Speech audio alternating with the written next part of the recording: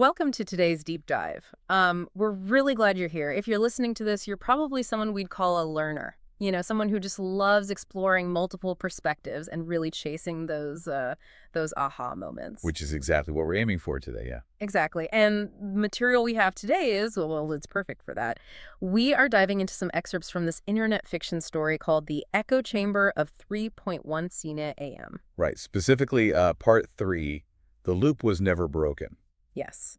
And just to be clear, our mission here isn't just to sit around the campfire and recount a scary story. No, not at all. We want to dissect the actual psychological themes layered under the plot because it really says a lot about our modern obsession with control, right? Like our deep fear of uncertainty and what we actually lose when we try to outsmart our own futures. Yeah, and I think it's worth noting that the best horror, it always acts as a mirror to our real-world anxieties. It's not just ghosts and goblins. It's about what we do to ourselves. Definitely. So I want to establish the tone right away because this story gets mind-bending really fast. So picture this. You're wide awake. It's the dead of night. Your room is totally dark, silent, except maybe, the fridge humming down the hall. It's that ambient quiet. Yeah. Right. But there's this harsh, artificial glow coming from your nightstand. You roll over, it's 3:07 a.m., you're groggy, your eyes are burning, and you see you have a text message. Which normally you just assume is spam, right? An automated fraud alert or something totally mundane. Yeah.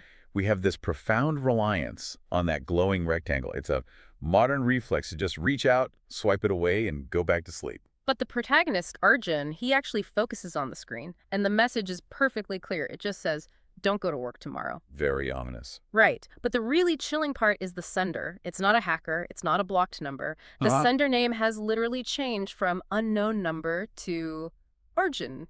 Oh, that shifts the horror from an external threat to something completely internal. It's that uncanny realization that the call is coming from inside the house, so to speak. Yeah. It's visceral. And Arjun's physical reaction in the text is so telling. He's breathing heavily. He's whispering, "I didn't send that." He even checks the timestamp to find a bug, but it says sent at exactly 3:17 a.m. right then. He's desperate for a rational explanation. The human brain hates cognitive dissonance, so he's frantically swiping, looking for a glitch. And he actually shouts, "It's the puppy," and hurls the phone across the room. It smashes against the wall. The screen cracks completely. He's trying to just physically break the cycle. But breaking the glass doesn't stop the mechanism, does it? No. The phone just keeps buzzing on the floor. Buzz, buzz. And the messages coming through the shattered screen say, "Breaking the loop doesn't free you. It completes you." Wow. I know. It's like that uncanny valley feeling of looking in a mirror and, seeing your reflection blink first. But let me push back on this for a second. Sure. If he breaks the device and the messages keep coming, doesn't that imply the technology was never really the actual threat? Like, it's just the medium for his own neurosis. I would actually take it a step further. I mean, the technology isn't just a medium, it's an accomplice. Yeah. The terror isn't that someone is watching him. The terror is that he's the architect of his own nightmare. He built the prison. Exactly. He recruited the technology to build this perfect psychological trap, and that forces Arjun, and, well, you as the reader, to look inward and ask why. Why would anyone do this to themselves? Which brings us right to the source of the loop. And this is where it gets incredibly relatable, honestly. So after the phone breaks, Arjun gets hit with this painful flood of memories. But they aren't from the past, right? No, they are memories of his future. He sees his future self completely alone, broken, sitting in the dark, mechanically typing these messages at exactly 3:17 a.m. Just a profound vision of isolation. Yeah. And then this internal cold voice speaks to him, confirming his worst fears. It says, "You wanted control. You wanted to avoid pain. You wanted to know the future." And there's that chilling quote from the source text where the entity explicitly states what it is. It says, "I am what happens when you stop accepting uncertainty." The text makes it clear the loop wasn't designed to help Arjun. It was designed to create this new, perfectly safe entity. I am what happens when you stop accepting uncertainty. That line is just, it stops you in your tracks. But, okay, let me play devil's advocate here. Go for it. Is this internal voice really an evil, malicious entity? Or is it just like The ultimate extreme version of a modern productivity app. I mean, we all use tech to predict traffic, track our sleep, avoid friction. So where's the line between healthy preparation and literally creating a monster out of our anxiety? Well, it's a great question, but I wouldn't let him off the hook quite so easily. The text is pointing to a very explicit psychological meaning here. When you use a map app, you're optimizing your commute. What Arjun is doing is optimizing his emotions to zero. Oh, that's a good way to put it. Right. He's trying to eliminate the human experience of risk entirely. And when we try to completely avoid pain and mistakes, we slowly lose our freedom. We become controlled by our fears. The story is using this sci-fi trope to highlight a very real coping mechanism, which is outsourcing our intuition. Outsourcing our intuition. Yeah, like letting the algorithm make all the hard choices so you don't have to feel responsible if it goes wrong. Exactly. And the brain adapts to that.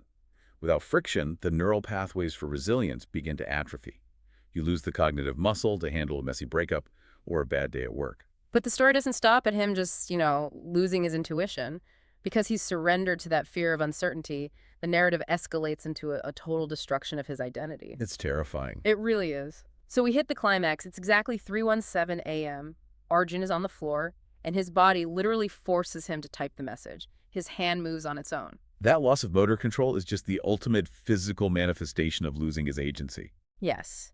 And then the text describes this split happening inside him. His psyche separates. You have his screaming, panicked human self on one side, and this totally calm, expressionless self on the other. Right, the risk-averse mechanism detaches from the vulnerable human. And then comes the insane twist. The front camera of the phone turns on by itself. Arjun looks at the cracked screen, and his reflection communicates with him via text. It says, "You're not the original. You were created by the loop, a copy that believes it's real."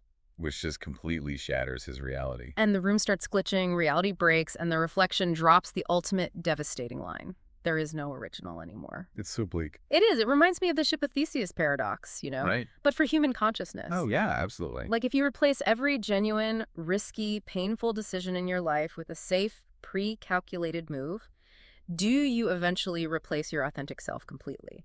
Is the copy just a metaphor for a person who has basically stopped living? I think that's exactly it. And the text actually includes a dark reality note that validates this. The real horror of the story isn't the creepy texts or the glitching room. The real horror is the idea that we stop trusting ourselves. We just outsource everything. Right. The copy represents the hollow shell of a person who no longer takes risks. The original Arjun didn't die physically. He was just overwritten by his own avoidance behaviors. Yeah. Personality, resilience, humor, those things are forged in uncertainty. Because without friction, there's no spark. There's no original self left. Exactly. Just pure, unfeeling risk management. Man. And this localized tragedy, just one guy losing his mind in his bedroom, it expands outward in the final frames. It reveals that this isn't just Arjun's personal problem. No, it's a systemic issue. Yeah, the text describes this final, cinematic, almost YouTube-style ending. Everything goes black. Then, in a completely different room belonging to a different person, a new phone vibrates. It's 3:10 a.m. And they get the text. They get the text, "Don't go to work tomorrow," followed by, "You are already in the loop."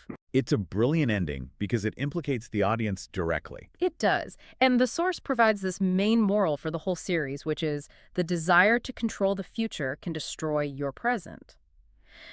So this ending implies the loop is contagious, right? Like it preys on anyone wanting a shortcut around uncertainty. Yes, anyone who wants that guarantee of safety. But let me turn this directly to you, the listener, and challenge you on this, expert. If trying to avoid mistakes is exactly what builds this loop, is the only way to break it to intentionally make a bad decision? Like, do we have to actively invite chaos into our lives just to prove we're still the original? Well, no, that's a dangerous trap, and it misunderstands the psychology here. The antidote isn't chaos. It's not about making bad decisions. It's about accepting vulnerable ones. Okay, what's the difference there? Inviting chaos is just another form of control, in a weird way. Accepting vulnerability means making a choice where you don't know the outcome, and being okay with that lack of control. The story weaves this fiction with a profound warning about the human condition, which is that uncertainty is the required price for authenticity. Wow, the required price. So it's about making a choice knowing it could hurt instead of consulting an algorithm to guarantee it won't. Exactly. You can't selectively numb human emotion. If you numb the potential for failure and pain, you mathematically remove the possibility for genuine connection and joy. Right. If you numb the dark, you numb the light. Precisely. And that's why the "you were already in the loop" ending is so powerful. It demands an audit of our own lives. Where are we sacrificing our freedom for the illusion of control? Yeah, that hits hard. We've really covered some deep terrain today. We went from the visceral terror of getting a 3:17 a.m. text from yourself to the psychological surrender to certainty. And finally, to that existential loss of the original self. Yeah, being overwritten by our own fear. It's a lot to process.